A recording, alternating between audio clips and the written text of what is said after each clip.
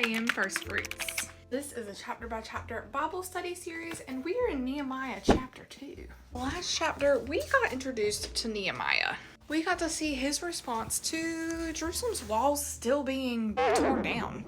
And we got to see Nehemiah's prayer in preparation to talking to the king. Specifically, he says, "Give your servant success today and grant him compassion in the presence of this man." Nehemiah chapter 2. During the month of Nisan, in the 20th year of King Artaxerxes, when wine was set before him. Remember, Nehemiah is the king's cupbearer. I took the wine and gave it to the king. I had never been sad in his presence. So the king said to me, "Why are you sad when you aren't sick? This is nothing but sadness of the heart." I was overwhelmed with fear. The Persian court rules were very strict. You always had to be in a cheerful disposition anytime you're around the king, especially.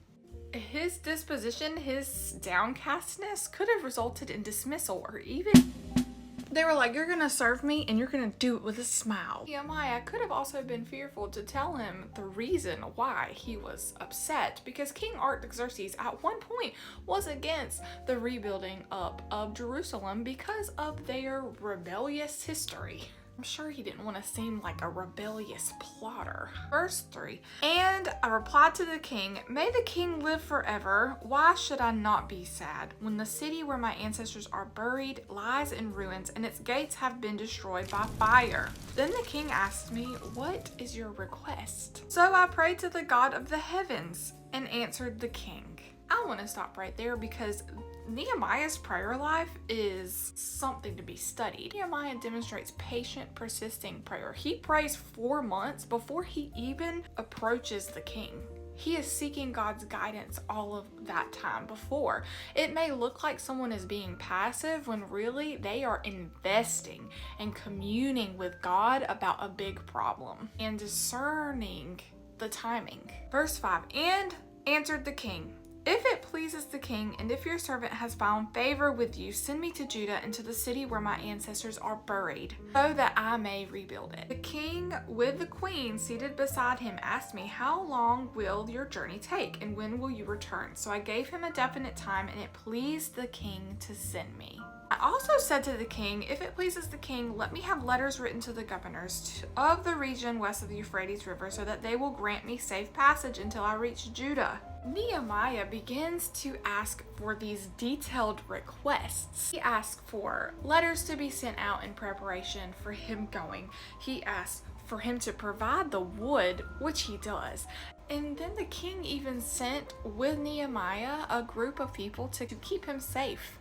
All that time in prayer really helped Nehemiah work on details in his mind with God. God was helping him work on these. It was not just passive sitting, it was God preparing Nehemiah for this moment. And when it was God's timing, he was prepared with a plan and details. In verse 10, we immediately get introduced to opposition. Then Sanballat the Horonite and Tobiah the Ammonite officials heard that someone had come to pursue the prosperity of the Israelites. They were greatly displeased. Surprise! Verse 11, after I arrived in Jerusalem and had been there 3 days, I got up at night and took a few men with me.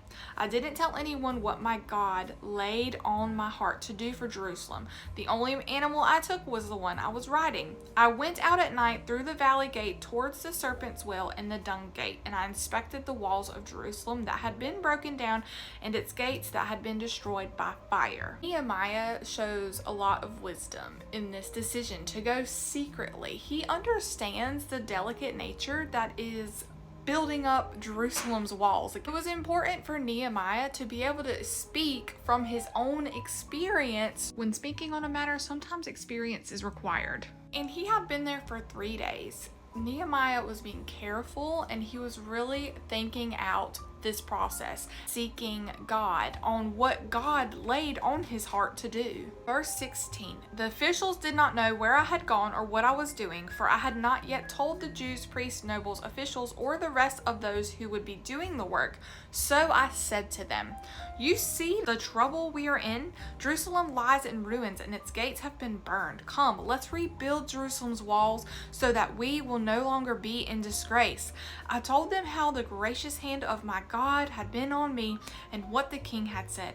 They said, let's start rebuilding, and their hands were strengthened to do this good work. Nehemiah casted vision to these people, and it caused them to be excited, strengthened, and unity was built. And what really pumped him up was his shared testimony about how God was with him and God's gracious hand gave him favor in this. The important thing I want to mention is this vision that was laid on Nehemiah's heart was from God. You see people in ministry, people all over who cast visions that are not from God, who build up these exciting plans of ministry, but they are not what God laid on their heart. It is what they laid on their own heart. We have a work of God beginning, and here we have some opposition.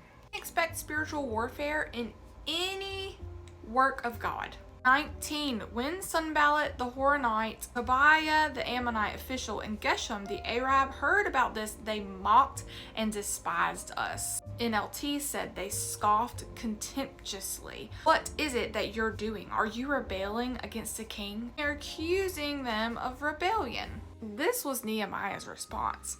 I gave them this reply. The God of the heavens is the one who will grant us success. We, his servants, will start building, but you have no share, right, or historic claim in Jerusalem. Nehemiah's defiant response and his faith in God reinforces the distinct identity of believers and separates their mission from the enemy. They don't want the accuser up in their business. We see the nature of God's restoration.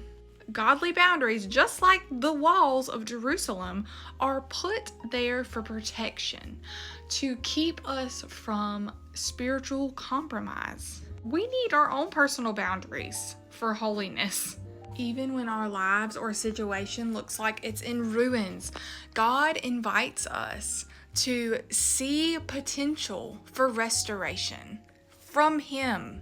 And God has supreme authority. God's controlling the monarch. He's controlling everything that happens because He is sovereign. Thank you for watching this 4 a.m. and I'll see you in the next 4 a.m. when we cover Nehemiah chapter 3.